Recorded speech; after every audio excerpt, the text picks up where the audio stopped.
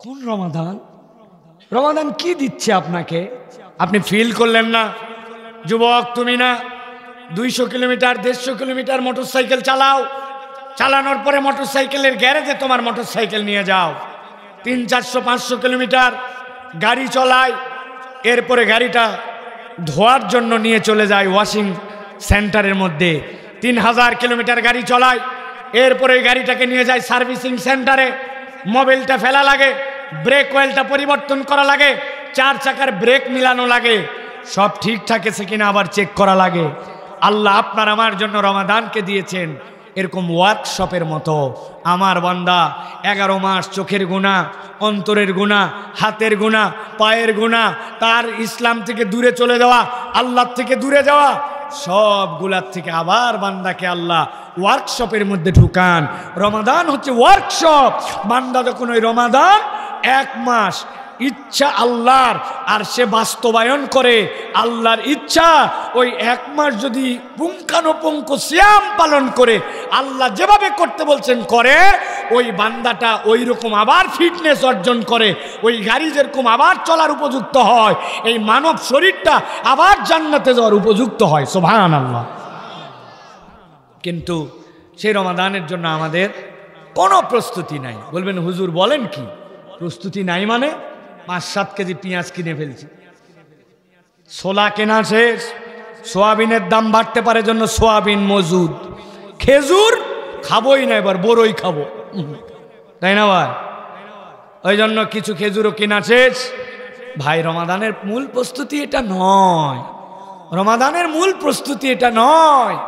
রমাদানের প্রস্তুতি আমি কিভাবে রমাদান থেকে বেনিফিটেড হতে পারবো, এই প্ল্যানটা আপনার হৃদয়ে ধারণ করতে হবে। দেখেন রমাদানের পর রমাদান চলে গেল, কিন্তু কই আল্লাহ যে বললেন কুতিবা আলাইকুমুস সিয়াম কামা কুতিবা আলাল্লাযিনা মিন ক্বাবলিকুম লাআল্লাকুম তাত্তাকুন, তোমরা মুত্তাকি হবে এই জন্য রমাদান দিলাম। কিন্তু রমাদানের আগেও যেই পরেও সেই, আগের সাইফুল্লাহ পরের সাইফুল্লাহর কোনো পার্থক্য নাই, আগের আবুল হোসেন পরের আবুল হোসেনের কোনো পার্থক্য নাই, আগের কেরানীগঞ্জবাসী পরের কেরানীগঞ্জবাসীর কোনো পার্থক্য নাই। কই হুজুর রমজান তো পরিবর্তন করলো না, এই জিজ্ঞাসা আছে কিনা ভাই? আছে কিনা? কিন্তু সমাধান কখনো খুঁজে দেখছেন? দেখছেন? দেখেন নাই? ডাক্তার একটা প্রেসক্রিপশন দিছে আপনাকে, বাবা এত ভালো ডাক্তার আমি জীবনেও দেখাই নাই। আমার রোগের জন্য FCPS, MD, বিদেশের ডিগ্রি, দেশের ডিগ্রি, 20 বছরের অভিজ্ঞতা, সাংঘাতিক ডাক্তার। প্রেসক্রিপশনে যাও ওষুধ লিখছে, আপনি ডাক্তারের ব্যবহারে মুগ্ধ, আচরণে মুগ্ধ, ডাক্তার আপনাকে যেরকম করে পরীক্ষা দিছে, ট্রিটমেন্ট করছে, এইরকম ডাক্তার আপনি কোনোদিন দেখান নাই, এত খুশি। বাড়িতে প্রেসক্রিপশন নিয়ে চলে আসছেন, প্রেসক্রিপশনে ঔষধের লিস্ট সব দেওয়া আছে, এসে বলছেন শোনো জীবনে বহু ডাক্তার দেখাইছে, এইরকম ডাক্তার পাই নাই বউ, আসো প্রেসক্রিপশনটা অন্তত একবার চুমু দাও সবাই। এখন আপনি বাড়ির কর্তা, আপনি যদি বউরে বলেন চুমু দাও, না দিলে যদি খেপে যান, সে মহব্বত এটা চুমু দিছে, বলছে শোনো প্রেসক্রিপশন রাখার জন্য ওই যে আমাদের সোফার যে টেবিল, সোফার টেবিলের উপরের যে সুন্দর গ্লস পেপার, আমার বাড়ির থেকে ছেলেকে পাঠাও, এই পুরাতন কোনো কাপড় চলবে না, ওটা ফালাই দিয়া নতুন একটা পলিথিন চকচক করবে, এপার থেকে ওপার দেখা যাবে, ফুটাফাটি থাকবে না, পানি ঢুকবে না, ওই রকম একটা সোফার টেবিলের নিচে আপনি বিসমিল্লাহ বলে প্রেসক্রিপশন ঢুকায়া আদর করে প্রেসক্রিপশন বউরে চুমো দেওয়াইছেন, বাচ্চা কাচ্চাকে বিরাট প্রশংসা করছেন, করে প্রেসক্রিপশন রেখে দিছেন। বুঝে থাকলে বলেন, আপনি যে রোগের জন্য ডাক্তার দেখায় এত সুনাম, এত চুমাচুমি, এত সুন্দর করে রাখলেন প্রেসক্রিপশন সংরক্ষণ করে, আপনার কি এই প্রেসক্রিপশনের প্রতি মহব্বত দেখায়া আপনার কি রোগ ভালো হবে? এটা যদি মাথায় বোঝেন তাহলে ভালো করে বোঝেন, অলরেডি বুঝে ফেলার কথা যে আমি কি বুঝাতে চাইছি। আল্লাহ বলছেন শাহরু রমাদান আল্লাযী উনজিলা ফীহিল কুরআন হুদাল লিন-নাস ওয়া বাইয়িনাতিন মিনাল হুদা ওয়াল ফুরকান। আমি আল্লাহ তোমাকে যে রমাদান দিলাম, খেয়াল করেন শাহরু রমাদান, এইটুক বলার পরে রমাদানের বর্ণনা আসার কথা, রমাদানে কেমনে রোজা রাখবে, কতক্ষণ পর্যন্ত রোজা রাখতে হবে, কি করলে রোজা ভেঙে যাবে, কাদের জন্য রোজা ফরজ, আল্লাহ কিচ্ছু বললেন না। শাহরু রমাদান, রমাদান শেষ, আল্লাহ বলছেন উনজিলা ফিহিল কোরআন, এই রমাদানের মর্যাদাই হয়েছে কোরআন দিয়া। কোরআন কি? আল্লাহ এরপরে বলছেন হুদাল লিন্নাস, বলছেন রমজানের আলাপই নেই, কোরআনের আলাপ। হুদাল লিন্নাস ওয়া বাইয়িনাতিন মিনাল হুদা ওয়াল ফুরকান, আল্লাহ বলছেন কোরআন এই রমাদানের মর্যাদা, রমাদানের প্রাপ্তি, রমাদানের নিয়ামত কোরআন দিয়ে মুসলমান আজকে সিয়াম পালন করে পূর্ণ কোরআন ছাড়া। এই জন্য হাজার রমাদান পেলেও কোরআনহীন রমাদান হলে পূর্ণ ফায়দা পাবো না, ঠিক কি না? কোরআন পড়তে পারে না, কোরআন বুঝে না, ছোটবেলায় 3 সূরা মুখস্থ করছে, কুল হু আল্লাহ, ইন্না আতাইনা, ইজাজা নাসরুল্লাহ, বয়স 70, ওই 3 সূরাই আছে। ও আবার রমাদানের পর রমাদান পার করতেছে, ওর ফায়দা কেমনে হবে? ও তো প্রেসক্রিপশনকে সুবান নিচে রেখে চুমা দিয়ে রাখছে, শুধু প্রেসক্রিপশন ব্যবহার করে না, ঠিক না? রাগ করতেছেন আপনারা? রাগ করেন, আল্লাহর ওয়াস্তে আজকে রাগ করেন, আর রাগ ছাড়া থেকেন না। মুরব্বী মোড়ের দোকানে বসে আলাপ পারে, আসরের নামাজের পর চা না খেলে উনার হয় না, আড্ডার পর আড্ডা মারে, গিবতের পর গিবত করে, দুনিয়ার এমন কোনো জ্ঞান নাই তার জানা নাই। কয় আসরের পর বসেই আছে যেহেতু পাওয়ার প্লের খেলাটা দেখেই নেই। মুরব্বী যুবকদের সাথে পাওয়ার প্লে টি-20 দেখতেছে, কিন্তু মুরব্বীকে যদি বলা হয় সূরা ফাতিহা ঠিক করে বলেন, দাঁত নাই বাবা, বয়স হয়ে গেছে, উনি বয়স হয়ে গেছে, দাঁত নাই, 70 বছরের সূরা ফাতিহা ঠিক করতে পারে নাই, দুনিয়ার হেন জ্ঞান নাই যেটা জানে না। অথচ আল্লাহ বলছেন ওয়ালাকাদ ইয়াসসারনাল কুরআনা লিযিকর, আল্লাহ কোরআনকে সহজ করছেন, উনি কোরআনের সাথে নাই। এরকম মুরব্বী এলাকায় নাই, কেমনে পার পাবেন? নবীজির সাহাবীরা 70 বছর ঈমান আনছে, এরপরে এমন কোরআন তেলাওয়াত করছে, মক্কায় জন্মগ্রহণ করা মানুষ ওমরে ফারুক রাদিয়াল্লাহু তাআলা আনহু কোরআন শুনে কাঁদছেন। সাহাবীর নাম সালমান ফার্সি, বাড়ি ইরান, ভাষা ফার্সি, 130 বছর পর্যন্ত হায়াত পেয়েছেন। 60 বছর পরে ঈমান এনে একজন ফার্সি ভাষার লোক এমন কোরআন পড়ে যে কোরআন শুনে মক্কার লোক কাঁদে, আর আপনি আল্লাহর কাছে যাই বলবেন আল্লাহ আমি বাংলাদেশে ছিলাম, দাঁতে সমস্যা, 70 বছর বয়স, আমি কিভাবে কোরআন ঠিক করব? আল্লাহ বলবে ঠিক আছে, ঠিক আছে না, ফেরেশতা পাঠায়া উপর থেকে নিচ পর্যন্ত তেলতেলা বানায় দিবে। বুঝেন বুঝেন প্রিয় ভাইরা, হৃদয় অনুভব করেন কেন সমাজ পরিবর্তন হলো না? সমাজ কিয়ামত পর্যন্ত পরিবর্তন হবে না, এই দেশের দুর্নীতি যাবে না, সোনার বাংলা লেখাতেই থাকবে, কার্যকর হবে না যদি কোরআন হৃদয় না ঢোকে, ঠিক না? বহু উদাহরণ দেই আমি, ভালো করে বোঝেন, ভূমিকার কথাগুলো অনুভব করেন। পাসপোর্ট অফিসে গেছিলাম 10 বছর আগে, কেবল সিসি ক্যামেরা আসছে, আমার পাসপোর্টের মেয়াদ শেষ, বললাম তাড়াতাড়ি ঠিক করে দেন, পাসপোর্টটা আমার দরকার, হজে যাব। এই বেটা আমাকে খালি ঘুরায়। আমি বললাম পাসপোর্ট অফিসে নাকি ভাই স্পিড মানি না দিলে কোনো কাম হয় না, আমি জুলুমের শিকার, যদি দেওয়া লাগে তাও বলেন রেডি, তাও ঘুরাই। অনেক ঘুরাইয়া দোতলার থেকে নিচতলায় বলে চলেন নিচে যাওয়া লাগবে। দোতলার থেকে নিচে যেই আসবো, একতলা সিঁড়ি পার করে ল্যান্ডিং আছে একটা, আবার নিচে আসবো, এই মধ্যের জায়গায় আসে বলছে 500 টাকা দেন। বললাম এই বেটা এই 500 টাকা দেওয়ার জন্য আমি কখন থেকে রেডি, আর তুমি এতক্ষণ পরে এসে আমার কাছে টাকা চাচ্ছ, ব্যাপার কি? কই হুজুর আমাদের এই বিল্ডিংটি সিসি ক্যামেরা নিয়ন্ত্রিত, আমরা মনিটরে চেক করে দেখছি সব জায়গাতে সিসি ক্যামেরা ধরে, কিন্তু একতলার থেকে নিচতলা যাওয়ার সময় ল্যান্ডিং, এই জায়গায় সিসি ক্যামেরা আসে না, ওই জন্য এখানে টাকা নিতে চাইছে। বুঝে থাকলে বলেন ভাই, যে লোক 500 টাকা নিল সিসি ক্যামেরার ভয়ে, ওই লোকটা যদি জানতো কিরামান কাতিবিনা ইয়ালামুনা মা তাফআলুন, জানে কিন্তু হৃদয়ে তার পুশ করে নাই যে আপনার এমন 2 জন ফেরেশতা আছে, যে ফেরেশতা 2 জন আপনার কাঁধের মধ্যে সব মনিটর করতেছে। এটা যদি হৃদয়ে জাগরুক হতো, ও কি ভাই ওই ল্যান্ডিংই হোক আর বাথরুমের ভিতরেই হোক, কোনো জায়গায় কি ও তখন 2 নম্বরই করতে পারত? কথা বলেন পারত? একজনকে বলছেন এই বাচ্চা শোনো, বয়স কত? বলে 20 বছর। দোস্ত রোজা রেখে দেখতেছি তোর মুখ শুকায় গেছে, শোন পকেটে পকেটে হাত দে। হাত দিছে, হাত দিয়ে দেখে বিদেশি কোম্পানির একটা জুসের বোতল, বলছে তুই যাইয়ে কেউ দেখবে না, বাথরুমের ভিতরে খাইয়ে ফালাই দে, তোর এই মনের চেহারা দেখে আমার ভিতরটা জ্বলে যাচ্ছে, এই জন্য তোর এক বোতল জুস দিলাম, তুই বাথরুমে যাই খাইয়ে নে।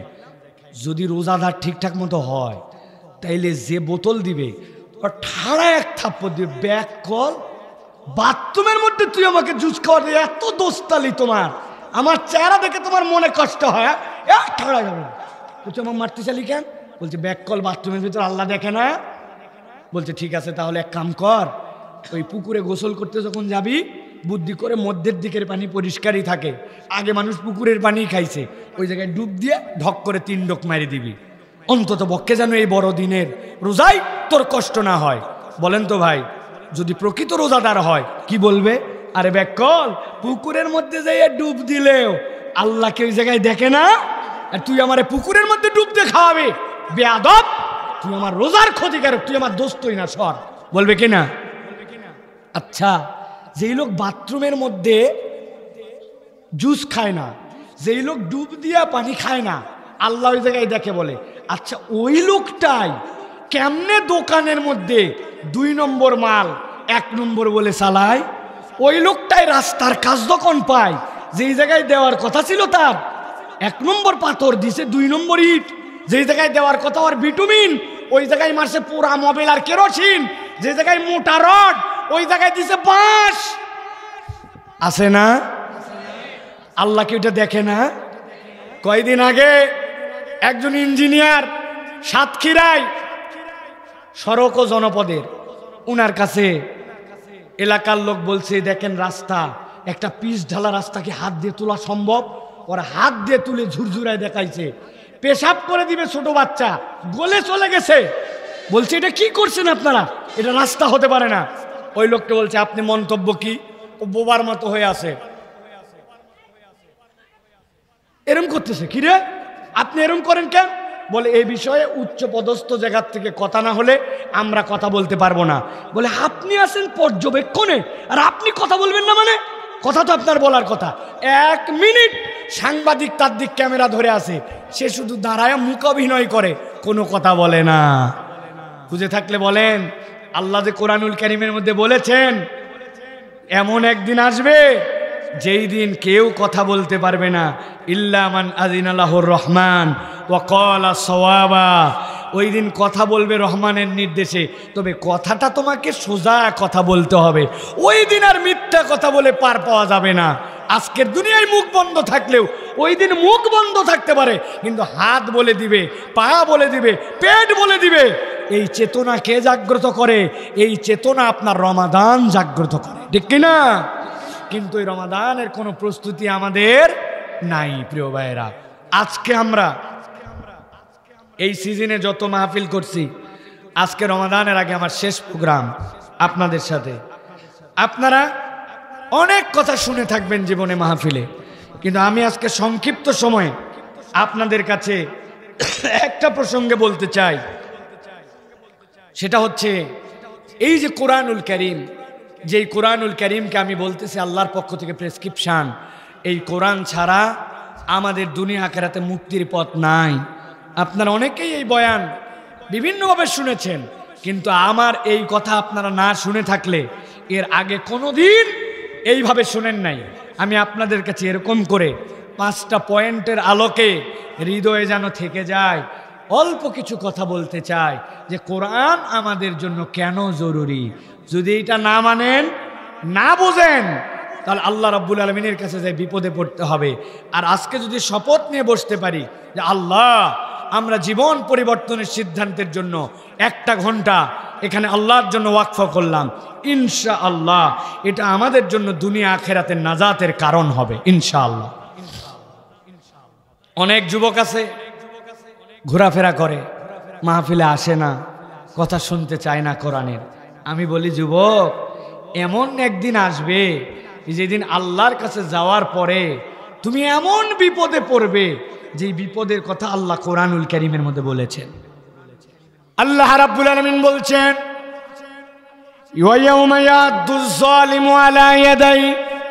আল্লাহ বলছেন কিয়ামতের দিনে যত ধরনের বিপদগ্রস্ত মানুষ আল্লাহর সামনে হাজির হবে, এক ধরনের মানুষের মতো এত বিপদগ্রস্ত মানুষ আল্লাহর সামনে আর একটাও থাকবে না।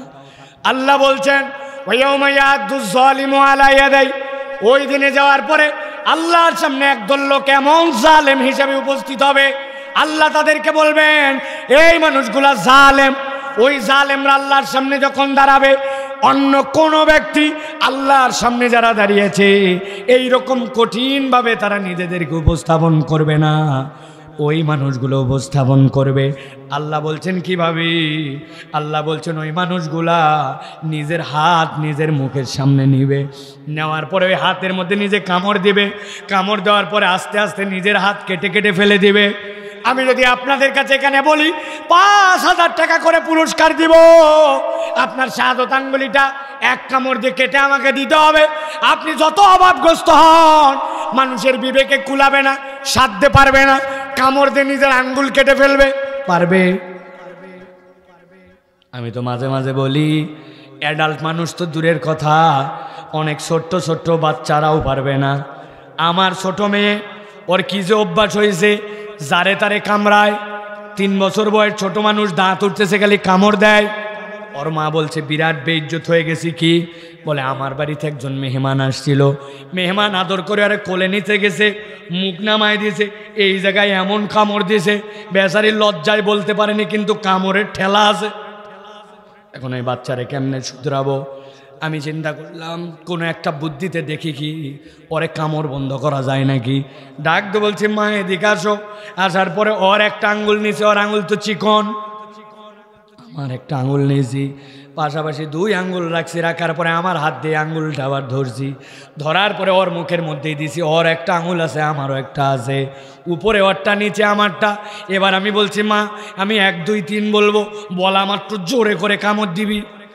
ওরে যতই আমি হইও লাগাই 1 2 3 জোরে, আরো জোরে, দে জোরে, দেখি কামড় দেয় না। আস্তে করে আঙ্গুলটা আমি বাইর করে নিতে চাই, কিন্তু আমারটা বাইর করতে চাই না, ওরটা বাইর করতে চাই। আবার ওরটা ধরে দিয়েছি, দিয়ে বললাম দেও কামড়, বুঝানোর জন্য বলছি। 3 বছরের একটা বাচ্চাও বোঝে তার আঙুলে কামড় দিলে তার কষ্ট হবে, কিন্তু আল্লাহ বলছেন কিয়ামতের ময়দানে ওয়ায়াউমা ইয়াদুজ জালিমু আলা ইয়াদাইহি ওয়া ইয়াকুলুল কাফিরু ويوم يعض الظالم على يديه يقول يا ليتني اتخذت مع الرسول سبيلا। ওই দিন আল্লাহর সামনে যাওয়ার পরে একদল আল্লাহ বলছেন জালেম হিসেবে দাঁড়াবে। তাদের জুলুমের কারণ কি? ওই মানুষগুলা হাতে কামড় দিবে আর বলবে ইয়াকুলু ইয়া লাইতানি, আফসোস আর আফসোস আমাদের। কেন তোমাদের আফসোস?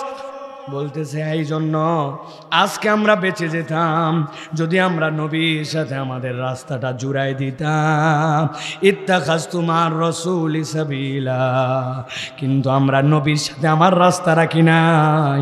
এরপরে নিজের মনের ক্ষোভ নিজেই বলবে লাকাদ আদাল্লানি আনিয যিকির, আমাদেরকে পথভ্রষ্ট করেছিল, কোরআন এসেছিল, তারপরে ওই কোরআন থেকে আমাদেরকে দূরে সরায় রাখছিল। লাকাদ আদাল্লানি আনি যিকরি বাদা, ওই ব্যক্তিরা বলতেছে অতঃপর কিভাবে? ইজ জানি, এরকম নয় যে আমাদেরকে জানানো হয় নাই, আমাকে দিনের পর দিন বলা হয়েছে, কোরআনের পর কোরআন বোঝানো হয়েছে। বাদা ইজ জানি, ওই কিতাব আমার কাছে চলেই আসছিল। কিন্তু রব্বুল আলামিন ওয়া কানা শাইতানু লিল ইনসানি খাজুলা, শয়তান আমাকে এমন ধোঁকা দিছে, আমি ওই কিতাব গ্রহণ করি নাই, আমি নবীর পক্ষে থাকি নাই। নিজের দিকে তাকান, বেশি কথা বোঝা লাগবে না, এই কথাটুকু শুধু বুঝে নেন। নিজের দিকে মাথা নিচু করে তাকান। আমরা আল্লাহ রাব্বুল আমিনের বিধান আসার পরেও আল্লাহর বিধান আমরা নিজের জীবনে নিয়েছি কি নেই নাই একটু বিবেচনা করেন। বলবেন হুজুর নেই নাই মানে? কোরআনকে আল্লাহর কিতাব বলে মেনে নিয়েছি, এইটুকুর দ্বারা আপনার কোরআন গ্রহণ করা হয় নাই। এলাকায় বুকে হাত দিয়ে বলতে হবে। আমি জানি না আপনারা বলবেন এমন লোক আছে কিনা এলাকায়, যেই লোকটার সন্তান ছিল 2টা ছেলে, মেয়ে ছিল 1টা, জমি ছিল 10 বিঘা, কিন্তু হজে যাওয়ার আগ মুহূর্তে ধোকাবাজি করে আধা বিঘা জমি দিছে মেয়েরে, আর বাকি জমি কৌশলে 2 ছেলেকে ভাগ করে দিয়েছে। দিয়ে ছেলে মেয়ের মধ্যে বেইনসাফ করে আল্লাহর ঘরে হজ করার জন্য চলে গেছে। এই রকম ছেলে মেয়ের মধ্যে বেইনসাফ করে এরকম পিতা কি এলাকায় আছে নাকি? আছে? বাপ মারা গেছে, মারা যাওয়ার সময় সন্তানকে বলে গেছে, বাবা আমি চলে গেলাম, জমি জমা বন্টন করে দিতে পারি নাই, তোর বোনদেরকে ইনসাফ মতো যা যা মিরাজনামা অনুযায়ী বুঝাই দিবি। দলিলটা ভাইয়ের কাছে। আজ পর্যন্ত আবার ওই সন্তানটা, ওই ছেলেটার মরার বয়স হলো, কিন্তু এখন পর্যন্ত বোনের জমি ঠিক মতো বুঝাই দেয় নাই। এইরকম 2 নম্বর নামধারী মুসলমান এলাকায় আছে কিনা? আছে? দোকানের মধ্যে 2 নম্বর মাল রাখে, কিন্তু নামে মুসলমান, বিসমিল্লাহ বলে দোকান খোলে, আবার মানুষকে ধোকা দেয়, 2 নম্বর মাল বিক্রি করে। এরকম ব্যবসায়ী আছে নাকি ভাই? কথা বলেন, আছে কি না? কেমন করে হলো?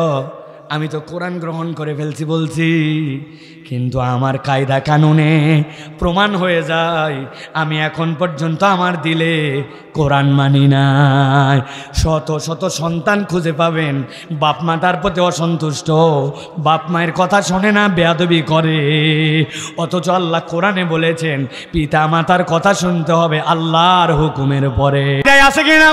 আরে ঢাকার লোক আবার গালি ছাড়া চলতে পারে নাকি? গালি তো আমাদের একটা ভূষণ নাকি? নাউজুবিল্লাহ বলেন। কেমন মানুষ আমরা? আল্লাহ এই জন্য বলছেন লাকাদ আদাল্লানি আনি যিকরি বাদা ইয জাআনি। কোরআন ছিল কিন্তু তারপরে আমাকে পথভ্রষ্ট করে দিয়েছে। এই জন্য আজকে আলোচনার শুরুতে শপথ নেন, যা শুনবো ওই কোরআনের কথা যদি হয় হৃদয় দিয়ে সেটা গ্রহণ করে নিব। রাজি? রাজি আছেন? ইনশাআল্লাহ 30 মিনিট কথা হবে। কয় মিনিট?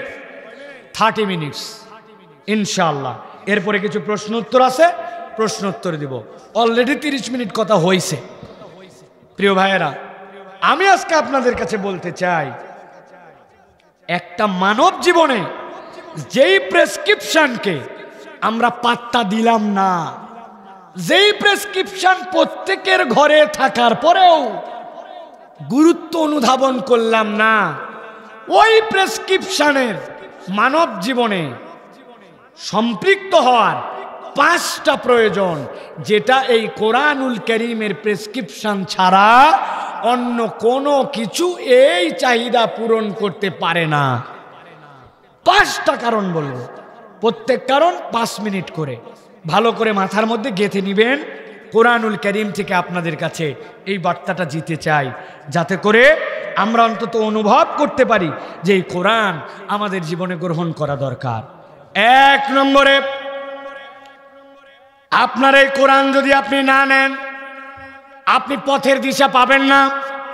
কোরআন ছাড়া যত পথ, একটাও মুক্তির পথ নয়, একটাও আপনাকে চূড়ান্ত আলোর রাস্তা দেখাতে পারবে না।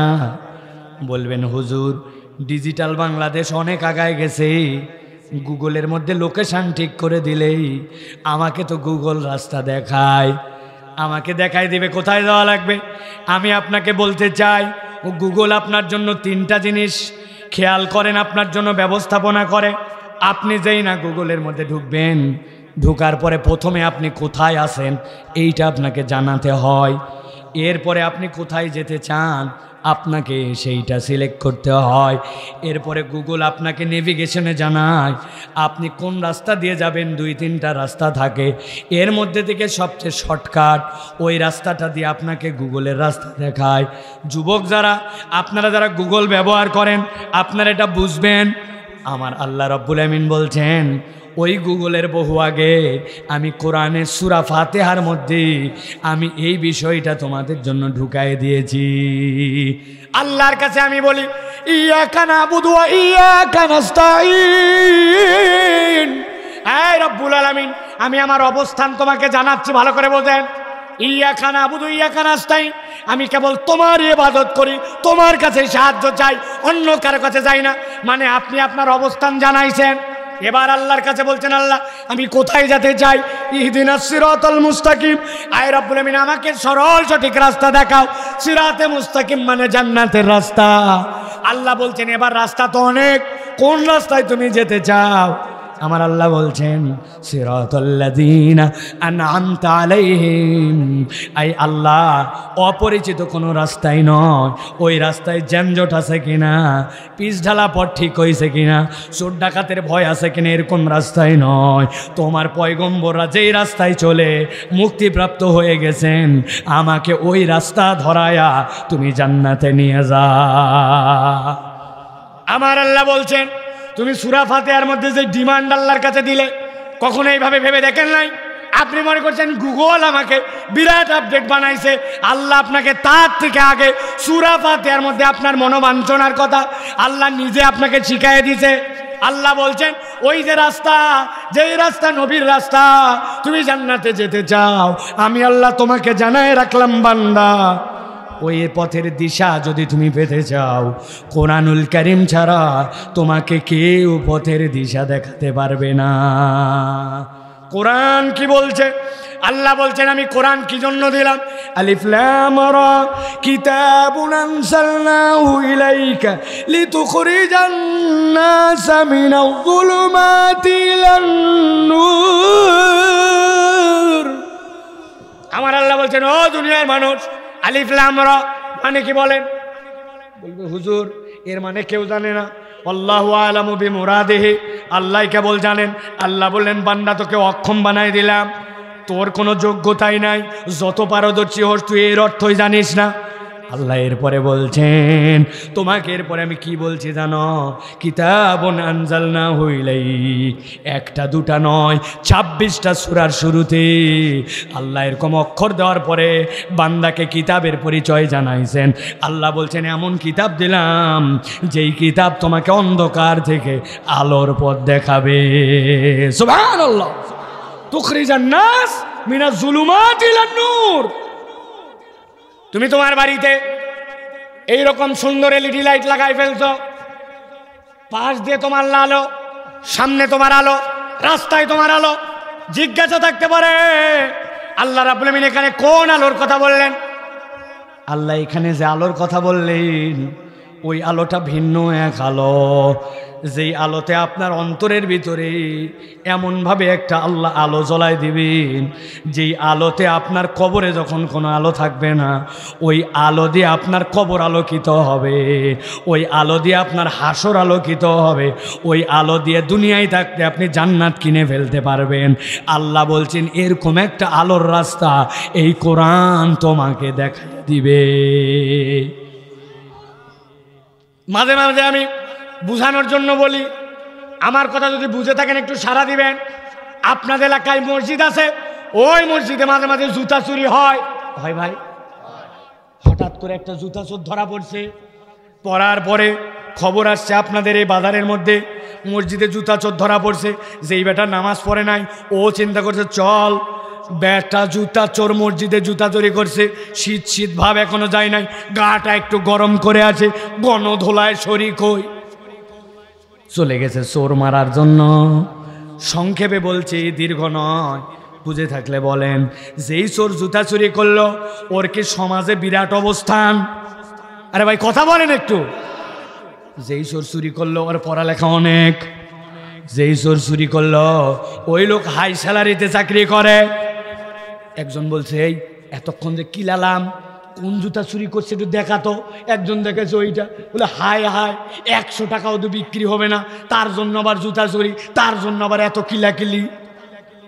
কিন্তু একটু জিজ্ঞাসা করি, যেই লোকটা দেশের টাকা পাচার করে বিদেশে পার করে দিল, যেই লোকটা ব্যাংক খাওয়া করে দিল, যেই লোকটা রিজার্ভকে গায়েব করে দিল, যেই লোকটা রাস্তার টাকা মেরে খেয়ে ফেললো, যেই লোকটা কাবিখার টাকা খেয়ে ফেললো, যেই লোকটা সরকারের প্রজেক্ট শেষ করে ফেললো, যেই লোকটা 300 টাকার পর্দা 50,000 টাকা দাম লিখে দিল, যেই বালিশ 500 টাকা লাগে না বানাতে ওই বালিশের দাম 7,000 টাকা লিখে দিল, এরকম দুর্নীতি করলো, 2 নম্বরই করলো, দেশটাকে ধ্বংস করলো, ওই লোকটা কি এই জুতা চোরের মতো অশিক্ষিত না শিক্ষিত? কথা বলেন। পড়ালেখা জানে না? সমাজের অবস্থান নিম্নে না উপরে? তাহলে এত পড়ালেখা যায় না, এত শিক্ষিত হয়ে এত সমাজে দাম হয়ে ওর পরিবর্তন নাই কেন? আল্লাহ বলছেন লিতুখরিজান নাসা মিনাজ জুলুমাতি ইলান নূর। এই কোরআন তোমাকে টিউবলাইটের আলো দিবে না, কিন্তু এই কোরআন তোমাকে অন্ধকার মানুষ থেকে আলোকিত মানুষ বানায় দিবে। যেই মানুষ আল্লাহকে ভয় করে কখনো দুনিয়ায় একটা অন্যায়ও করতে পারবে না। এটা কোনো থিওরির নাম নয়, অনেক কথা আছে, আপনাদের ধৈর্যে কুলাবে না। ভালো করে বুঝেন, আমার নবী যেই যুগে ছিলেন ওই যুগকে বলা হতো জাহেলি যুগ। কি যুগ? মুখ দিয়ে বলেন সবাই, কি যুগ? জাহেলি যুগ মানে কি বলেন তো ভাই? অন্ধকার যুগটাই তো। তার মানে নবীজির সময় রাত হলে অন্ধকার, কোনো আলো নাই, দিনের সূর্যই তাদের সম্বল, যতটুকু চাঁদ উঠে ব্যাপার কি তাই? জি না। পুরাতন বাড়িগুলাতে যায় দেখবেন, রাজপ্রাসাদে যায় দেখবেন, রাত্রেবেলা বিদ্যুৎ ছিল না, কিন্তু পুরা বাড়ি আলোকিত করার জন্য তাদের জন্য হেজাক সিস্টেম, মশাল সিস্টেম, রাত্রেবেলা আলোর সিস্টেম ছিল, ঠিক না? কিন্তু ওই যুগকে কেন জাহেলি যুগ বলা হয়? 5টা অপরাধ ছিল। 1 নম্বর, নারীদেরকে সম্মান দিত না, ডাকাতি ছিল পেশা, এতিমদের সম্পদ মেরে খাইত, যুদ্ধবাজ আর মূর্তির পূজারি, এমন ধরনের যুদ্ধবাজ, এমন ধরনের ডাকাত, জোরজার মুল্লুক তার, এইরকম ডাকাত আর এর আগে পরে হয় না। কিন্তু আল্লাহ কোরআন দিয়া 23 বছরে এমন পরিবর্তন করলেন, ওই মানুষগুলার থেকে সোনার মানুষ এই পৃথিবীতে আসেও নাই, কিয়ামত পর্যন্ত আর আসবে না, ঠিক না? অতএব ইসলাম কোনো থিওরির নাম নয়, বাস্তবতা বলে দিয়ে গেছে। অতএব আমরা যদি আমাদের হৃদয় পরিবর্তন করতে চাই, তাহলে আপনাকে কোরআনের কাছে আসতে হবে। আমি আপনার কাছে একটার পর একটা উদাহরণ দিতে পারবো। আরবের মানুষরা ডাকাত ছিল, ছিল কিনা? একটা ডাকাতের গল্প শোনাবো, 1450 বছর আগের ডাকাতি। শুনবেন, শুনবেন। যে এলাকায় ডাকাতি হচ্ছে এলাকার নাম কাউরান বাজার। কি নাম? কত বছর আগে? 1450। ভালো করে খেয়াল করেন। আমি আছি এক ট্রাকের মধ্যে। হুজুর আপনি 1450 বছর আগে আছেন? দেখেন মিলাতে পারেন কি না। আমি ট্রাকের মধ্যে উত্তরবঙ্গের মানুষের জন্য কম্বল কিনছি। বিরাট শীত এলাকায়, তাদেরকে ত্রাণ দেওয়া হবে। কম্বল আছে সুন্দর প্যাকেটের মধ্যে, সারের বস্তার মধ্যে, এরকম বস্তা। হঠাৎ করে এক মোটরসাইকেলওয়ালা আমার বাম পাশে এসে বলছে, হুজুর পিছনে কি কম্বল আপনার? হ্যাঁ। বলে হুজুর আপনার কম্বল কিন্তু পিছন থেকে ব্লেড মারে কাটে চুরি হয়ে যাচ্ছে। বললাম এই তাড়াতাড়ি গাড়ি দাঁড় করা। গাড়ি দাঁড় করাতে করাতে কাউরান বাজার পার হইয়া ফার্ম গেটের আগে বাম পাশে দাঁড়াইছি। পিছনে যাই দেখি ব্লেড মেরে দিয়ে কম্বল টেনে বের করে ওখান থেকে নিয়ে দৌড়। আমিও পিছনে পিছনে, বেটা মানুষের টাকা না আমানত, গরিব মানুষকে দিব, আর তুই চুরি করছিস, তোর একদিন কে আমার একদিন। একজন আমারে ধরছে জড়াই, চিনতে পারি সাইবুল্লাহ ভাই, কই যান? আমি বললাম বেটা কম্বল চুরি করে নিয়ে গেছে, আপনি আমারে ধরেন কেন? আপনি ওই পার্টির লোক নাকি? বলছে না ভাই মেজাজ দেখাইন না, আপনার কম্বল 500টার মধ্যে থেকে 5টা নিয়েছি, তবে যাওয়ার সময় ব্লেড আপনাকে জমা দিয়ে যায় নাই। ওই কম্বল নিতে যাবেন, এরপরে আপনার পেটের মধ্যে চালায় দিবে, সাবধান এরা হিরোইনচি। 1450 বছর আগের গল্প, বুঝতে পারতেছেন তো ভাই? এই সমাজ কই পরিবর্তন, ডিজিটাল সমাজ কই পরিবর্তন। এরকম ডাকাতি, এরকম চুরি, রাহাজানি, ছিনতাই, মহিলাদের লুণ্ঠন, বেইজ্জতি আমাদের এই বাংলাদেশে আছে কিনা? ওই সমাজেও ছিল কিনা? ওই সমাজ কি পরিবর্তন হয়েছিল? তাহলে এই সমাজও পরিবর্তন হবে। আমার আল্লাহ বলছেন কোরআন ছাড়া তোমাকে পথের দিশা কেউ দিতে পারে না। এই কথা বললেই হুজুর খারাপ, হুজুর কোরআনের কথা বলে মানে দলের কথা বলে, আমাদের গায়ের মধ্যে ট্যাগ লাগাইয়া দেয়, ঠিক না? ভালো করে বোঝেন। তাহলে আপনার সমাজ পরিবর্তন করতে চাইলে, নিজের জীবন আলোকিত জীবন করতে চাইলে আপনাকে কোরআনের কাছে আসতে হবে, এটা 1 নম্বরে। আল্লাহ রাব্বুল আমিন বলছেন তবে শর্ত আছে, ইয়াহদি বিহিল্লাহু মান ইত্তাবা রিদওয়ানাহু সুবুলাস সালাম ওয়া ইউখরিজুহুম মিনাজ যুলুমাতি ইলান নূর। আল্লাহ বলছেন তবে শর্ত আছে, এই কোরআনকে তোমার পছন্দ করতে হবে। সুবুলাস সালাম, রাস্তা অনেক থাকবে, এই কোরআন তোমার মুক্তির রাস্তা, এইটা তোমাকে স্বীকার করতে হবে, তবেই তোমাকে রাস্তার থেকে, তোমাকে অন্ধকার থেকে আলোর দিকে নিবে, ঠিক কি না? এক লোক থাকে দুবাই, বাপেক পাঠাইছে এত বড় একটা টর্চ লাইট, 5 ব্যাটারি, মাঝে মাঝে জ্বলায় রাত্রেবেলা, বলে দেখ 7 পর্যন্ত আলো যায়, আর বগলের মধ্যে ওই টর্চ লাইট নিয়ে ঘুরে বেড়ায়। একদিন হঠাৎ করে ম্যানহোলের ভিতর থেকে একজন চিল্লাচ্ছে, বাঁচাও বাঁচাও বাঁচাও, মরে গেলাম মরে গেলাম, বাঁচাও বাঁচাও। লোকজন যায় দেখে এক মুরব্বী পড়ে আছে, টাইনে টুনে ওর মধ্যে থেকে তুলছে, দেখি বগলের মধ্যে তার টর্চ লাইট। মুরব্বীরে জিজ্ঞেস করলো, পড়লেন কেমনে? বলে পড়বে না মানে, যে অন্ধকার। বলছে বগলের মধ্যে টর্চ লাইট, বলছে আসেই তো 5 ব্যাটারি। তো বলছে এটা জ্বলান না কেন? বলছে বেকুব কোথাকার, জ্বলালে যে ব্যাটারি কমে যাবে, কি করা লাগবে না করা লাগবে আমাকে শেখানো লাগবে নাকি? ম্যানহোলে পড়ছি সেটার সমস্যা নাই। লোকটাকে পাগল পাগল মনে হচ্ছে না? লোকটাকে পাগল পাগল মনে হলেও ওই লোক আর কেউ নয়, ওই লোক আমরা প্রত্যেকে। আল্লাহর ফেরেশতারা আপনাকে আমাকেও পাগল পাগল মনে করে, কেননা এর কাছে কোরআন আছে, ঈমান আছে, অথচ এই ব্যক্তি এখনো আলোর পথ পায় না, এদিক ওদিক দৌড়াদৌড়ি করে, ঠিক না? ওই লোককে তো পাগল মনে হয়, কিন্তু পাগল তো আমরা। গল্প একটা শুনাইছিলাম, কুমিল্লায় এক পাগল ছিল, মুসনা পাগলা। কি পাগলা? নাম বলেন। ঘুমায় গেছেন যারা তারা বলেন না, জেগে আছেন যারা। কি পাগলা? এই পাগলের কোনো দোষ নাই, ওর একটাই কাজ, বোতল কুড়ায়। কি কুড়ায়? যেইগুলা কেউ পানি খাইছে মুখের দিক তাকায় আছে, ও কি রে খাবি না, খাওয়া শেষ কর, তোর বোতল নিব। মানুষ ওর জ্বালায় অস্থির, ও খালি ফাঁকা বোতল কুড়ায়। একজন বলছে, এই কুমিল্লার কয় বোতল? এখানে টোকাই টোকাই করে, ঢাকার রাস্তাঘাটে বোতল আর বোতল, তুই ঢাকা চলে যা, বহুত বোতল পাবি। লোকের পাম্পট্টি শুনে নিয়ত করছে বা ঢাকা যাব। মুসনা পাগলা কুমিল্লায় যত বোতল ছিল সব বড় এক লুঙ্গির মধ্যে পেঁয়াজ দিয়া, মাথার মধ্যে লাঠি ঢুকায়া, কান্দে নিয়া কুমিল্লাবাসীকে সালাম দিছে, আসসালামু আলাইকুম, আমি আর কুমিল্লায় নাই, আমি ঢাকায় রওনা হলাম। লোকজন চিন্তা করছে একটা পাগল অন্তত কুমিল্লা মুক্ত হলো, যা। সকাল থেকে হাঁটা দিছে, এ হাঁটা কি সে হাঁটা, হাঁটতে হাঁটতে হাঁটতে হাঁটতে দুপুর 12টা, দাউদকান্দি ব্রিজ পর্যন্ত প্রায় হেঁটে আসছে, অর্ধেক ঢাকার কুমিল্লার মধ্যে। আস্তে আস্তে আস্তে সন্ধ্যা, মুখ চোখ লাল হয়ে গেছে। পাগল মানুষ তো বেদম জোরে জোরে হেঁটে আসছে। আসার পরে আসমানের দিক তাকায় দেখে সূর্য ডোবা ডোবা, বুঝছে আজকে আর হবে না। সাথে সাথে হাতের লাঠি নামাইছে, নামায়া যেই বরাবর আসছে ওই বরাবর আচ্ছা মতো দাগ দিছে, যে আগামীকাল পর্যন্ত যেন এই দাগ থাকে, যে কোন পর্যন্ত আমি আসলাম। দাগ টাগ দিয়া আবার ওই লাঠির মধ্যে বোতল ঢুকায়া, এ হাঁটা কি সে হাঁটা, ফজরের আগ দিয়ে কুমিল্লা কোর্ট স্টেশনে হাজির।